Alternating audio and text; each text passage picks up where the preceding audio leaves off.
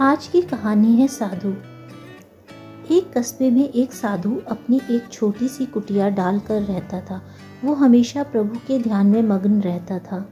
उस कस्बे के निवासी उसको कुछ न कुछ खाने को दे देते थे, जिससे उसका भोजन पानी हो जाता था। सभी लोगों से उस साधु का बर्ताव बहुत ही अच्छा था। वो सब लोगों से बहुत ही प्यार से बात किया करता था। परंतु उस कस्बे में रहने वाला एक व्यक्ति, राम प्रसाद, उस साधु को नापसंद करता था और वो साधु से उस कस्बे को छोड़कर चले जाने के लिए कहता था। राम प्रसाद लोगों को भी बताया करता था कि ये साधु ढोंगी है, ताकि लोग उससे पर्याप्त दूरी बना करके रखें। परंतु लोग उसकी इस बात पर यकीन नहीं कर पाते थे, क्योंकि साधु का बर्ताव उनके प्रति बहुत ही अच्छा था। राम प्रसाद के आर्थिक हालात कुछ अच्छे न थे और अपनी एक जवान बेटी की शादी की जिम्मेदारी भी उस पर थी। इस कारण से राम प्रसाद बहुत परेशान भी रहा करता था।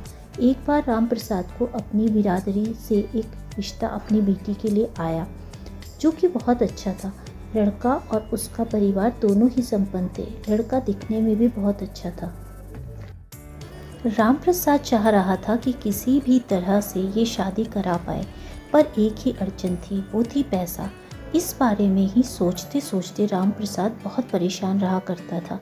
एक दिन कुछ लोग बातें कर रहे थे कि वो जो साधु इस कस्बे में रहता है, उसके पास एक बहुत ही कीमती अंगूठी है, जो कि बहुत महंगी है, और वो उसको उसके गुरु ने अपनी याद स्वरूप दी है। राम प्रसाद का ये बात सुनते ही माथा ठनक गया। उसने मन ही मन कुछ निश्चय किया। अगले ही दिन वो उस साधु के पास गया। राम प्रसाद उस साधु से मीठी मीठी बातें करने लगा। वो उसके लिए कुछ खाना भी लेकर गया था और वो साधु से बोला, आप भोजन ग्रहण करें। साधु बोला, ठीक है, मैं ज़रा हाथ मुंह धो करके आता हूँ, फिर खाना ग्रहण करता हूँ। फिर क्या था, राम प्रसाद को तो एक मौका मिल गया। उसने साधु की कुटिया में पूरी तरह छानबीन की और आखिरकार उसको वो कीमती अंगूठी मिल ही गई और उसने अंगूठी चुपके से अपनी जेब के अंदर रख ली। फिर जब साधु आया तो उसने साधु को खाना खिलाया और हाथ जोड़ करके वहाँ से चला गया। अब राम प्रसाद बहुत खुश था। उसे लग रहा था कि शायद मेरे जीवन का ये संकट का पल जरूर हल हो जाएगा। अगले ही दिन राम प्रसाद बिना समय गंवाए उस अंगूठी को लेकर एक जोहरी की दुकान में चला गया और उसे कहा कि आप मुझे इस अंगूठी के बदले पैसे दे दो। ये हमारी बहुत ही पुरानी अंगूठी है। वो जौहरी राम प्रसाद को जानता था। उसे पता था कि राम प्रसाद के पास इतनी कीमती अंगूठी नहीं हो सकती। फिर उसने राम प्रसाद से कहा कि ये तुम्हारे पास कहाँ से आई? क्या ये सच में तुम्हारी अंगूठी है? राम प्रसाद ने कहा, हाँ, ये मेरी अंगूठी है। फिर जौहरी ने एक शर्त रखी और कहा कि अगर गांव में कोई भी सज्जन व्यक्ति मुझे ये कह दे कि ये अंगूठी तुम्हारी है, तो मैं ये मान लूँगा और तुमको उसके बदले में पैसे दे दूँगा। ये सुनकर राम प्रसाद चला गया।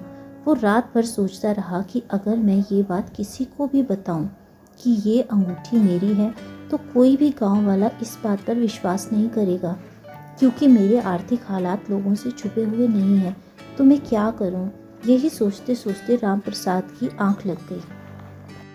अगले दिन राम प्रसाद फिर से जौहरी के पास गया और उसको बार बार ये कहकर यकीन दिलाने लगा कि आप मुझ पर विश्वास करें, ये मेरी ही अंगूठी है। दुकान में थोड़ा शोर होने लगा। बाहर से लोग देख रहे थे कि ये शोर किस बात का हो रहा है। तभी वहाँ शोर सुनकर वही साधु जो वहाँ से गुजर रहा था, वह दुकान में प्रवेश करता है। वो जौहरी उस साधु को प्रणाम करता है। साधु उससे पूछता है कि क्या बात है, ये शोर किस बात का है? उधर राम प्रसाद थोड़ा घबरा सा रहा होता है। जौहरी कहता है कि ये राम प्रसाद एक अंगूठी लेकर मेरे पास आया है और उसके बदले पैसे मांग रहा है, पर मुझे शक है कि ये अंगूठी उसकी नहीं है।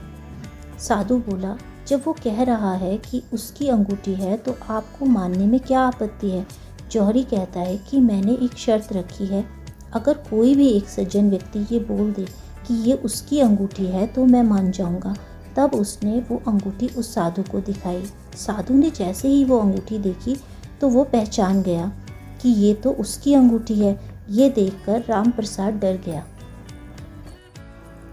परंतु साधु ने कहा कि आपको एक गवाह की ज़रूरत है, तो मैं इसकी आपको गवाही देता हूँ कि ये अंगूठी इसी की है। ये बात सुनकर जौहरी ने राम प्रसाद को उस अंगूठी के बदले पैसा दे दिया।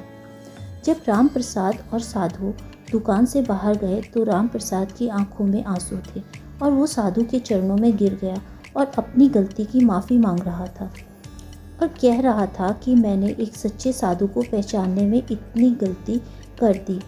साधु ने उसको उठाया और बोला, कोई बात नहीं, तुम्हारी कोई मजबूरी होगी जिस वजह से तुमने इस काम को अंजाम दिया। फिर राम प्रसाद ने चोरी करने का कारण साधु को बताया तो साधु ने उसको और उसकी बेटी को आशीर्वाद दिया और उसको क्षमा कर दिया। तो दोस्तों, उम्मीद है आपको कहानी पसंद आई होगी। कमेंट करके बताएं कि कहानी कैसी लगी। Please like, share and subscribe my channel कथा छाया। Thank you friends.